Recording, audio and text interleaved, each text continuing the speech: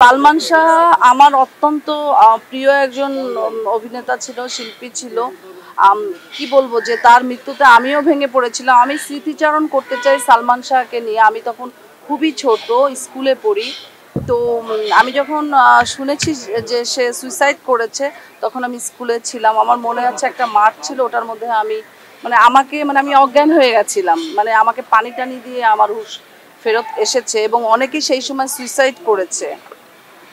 আসলে সালমান শাহর জনপ্রিয়তা কেউ মনে হয় হার মানাতে পারবে না। আমার যেটা হত্যা যদি হতো এতদিনে কিন্তু এটা উদ্ঘাটন হতো, যেহেতু এটা সুইসাইড। এবং আমি ব্যক্তিগতভাবে খুবই সুসম্পর্ক আমার সালমান শাহর ওয়াইফের সাথে, এবং আমাদের স্বনামধন্য যে চিত্রনায়িকা শাবনূর, আমার পার্সোনালি অনেকই ভালো রিলেশন, দুজনের সাথেই আমার ভালো রিলেশন। তো তাদের বক্তব্য অনুযায়ী যেটা আমি বুঝি যে সালমান শাহ নাকি, এটা তাদের বক্তব্য। তো তাদের মতামত অনুযায়ী আমি যেটা বুঝি যে সে নাকি খুব অভিমানী ছিল এবং ইমোশনাল একটা ছেলে ছিল। তো পৃথিবীতে দেখা যায় যে ইতিহাস ঘাটলে যারা ইমোশনাল, অল্পতে যারা ভেঙে পড়ে, যাদের মনটা অনেক নরম প্রকৃতির, নিজের প্রতি যাদের নিজের কনফিডেন্স নাই, তারা কিন্তু নিজের সাথে যুদ্ধ করতে করতে একসময় নিজেকেই শেষ করে দেয়। তো সালমান শাহ আসলে একটা নক্ষত্র ছিল। তার যে ওজন ছিল কিংবা সে যে পরিমাণের বড় মাপের আর্টিস্ট ছিল, আসলে সালমান শাহকে চিনতে পারি নাই। যেমন আমিও বলবো যে আমি আমাকে চিনতে পারি নাই। যখন আমি এখন মুভিগুলি দেখি, তখন আমার মনে হয় যে আমি এত কিউট একটা মেয়ে ছিলাম, এত সুন্দর একটা মেয়ে ছিলাম, এত প্রেজেন্টেবল। কিন্তু আমি যদি হয়তোবা আমাকে তখন চিনতে পারতাম, হয়তোবা আমার আরও অনেক ছবি থাকতো। ঠিক তেমনি আমি সালমান শাহর বেলায়ও বলবো, সালমান শাহর ব্যাড লাক যে তার পাশে যারা ছিল, যারা তার পাশে যে তার ওয়াইফ ছিল কিংবা তার বন্ধুরা ছিল, তারা তাকে চাপই দিয়েছে, মেন্টালি চাপ দিয়েছে, হয়তোবা আরও আদার্স, কিন্তু তার বন্ধু কেউ ছিল না।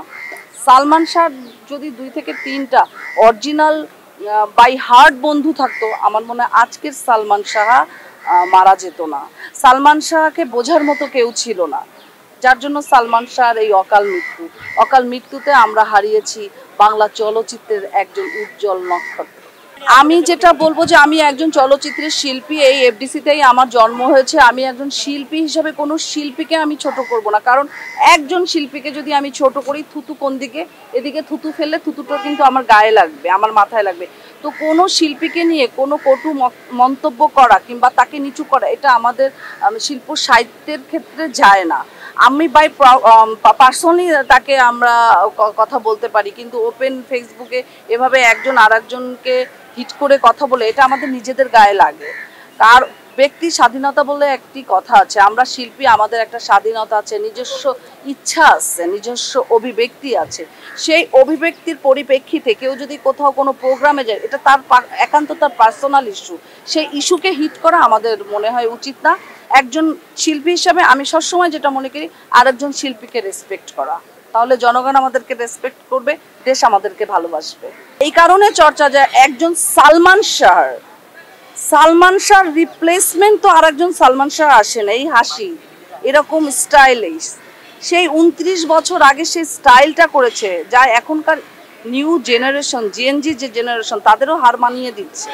সো একজন সালমান শাহর স্থান পূরণ করার মতো তো কেউ আসেনি। সো তাকে তো মনে রাখ, আমি এটাতে একমত না। সালমান শাহকে ছাড়িয়ে সাকিব খান যায়নি। সালমান শাহর একটা জায়গায় সালমান শাহ করে নিয়েছে, যে জায়গাটা এশিয়া মহাদেশের কোনো হিরো করতে পারবে না।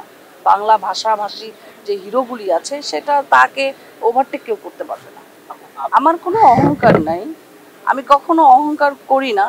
কিন্তু আমি যে 113 ছবির প্রধান নায়িকা কিংবা আমি প্যারালাল নায়িকা চরিত্র ছাড়া আমি কিন্তু একটা সাইড ক্যারেক্টারও করি নাই। হ্যাঁ, সো এজন্য আমার কোনো মনের ভিতর ওরকম অহমিকা নাই। তো আমি খুব শান্তি পাই যে আমি একজন অভিনেত্রী। আমাকে দর্শক এখনো বলে নাই, পৃথিবীর যে কান্ট্রিতেই গেছি আমি সেখানে আমার ভক্ত পেয়েছি, ফ্যান পেয়েছি। সো এটার উপলব্ধি আসলে এতটাই বিশাল যে মনে হয়েছে যে আমার আক্ষেপ একটাই, আমি কেন এখানে আরো শ্রম দিলাম না। এখানে আমি শ্রম দিলে তো আমি আরো আরো উপরের কাতারে চলে যেতে পারতাম, এটা আমার একটা আক্ষেপ।